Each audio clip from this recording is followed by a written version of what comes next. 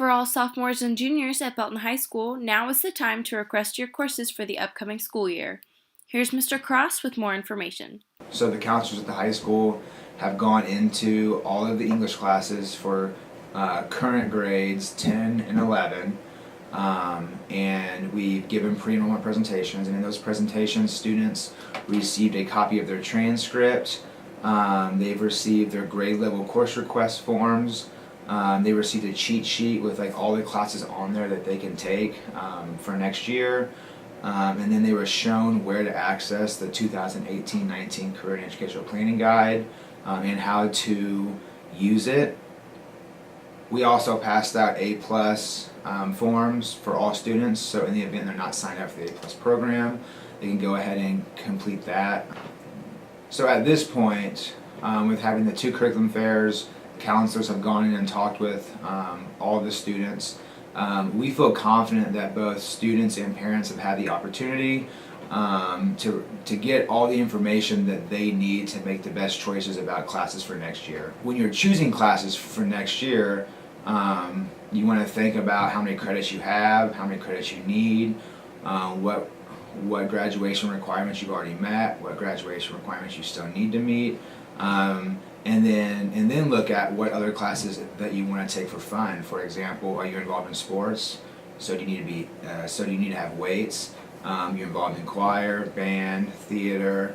So there's all kinds of fun classes to take that are great to have on your schedule, in addition to those requirements for graduation.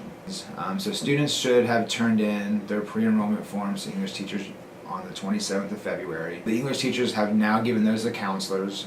We're separating them, and we are going to review them this Friday, which is March 2nd. And then we will return those to advisory teachers. The advisory teachers will then sit down with students in their advisories and make sure that those course requests get transferred from the pre-enrollment form to SIS.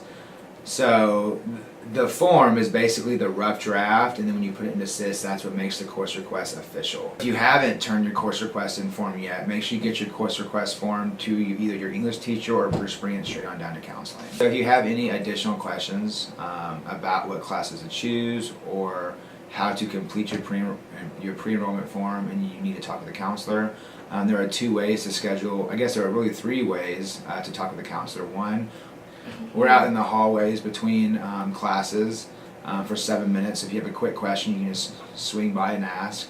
If you want to schedule a meeting with counselors, you can do that two ways. One, you can just stop by counseling and talk to our secretaries, and they'll find a time on our calendars when we are available, or you can hop online to the counseling website and then click the little form on the side of the screen that says request an appointment with your counselor. You put in when and I guess what time you want to meet with your counselor, and then they'll send you a pass on that day.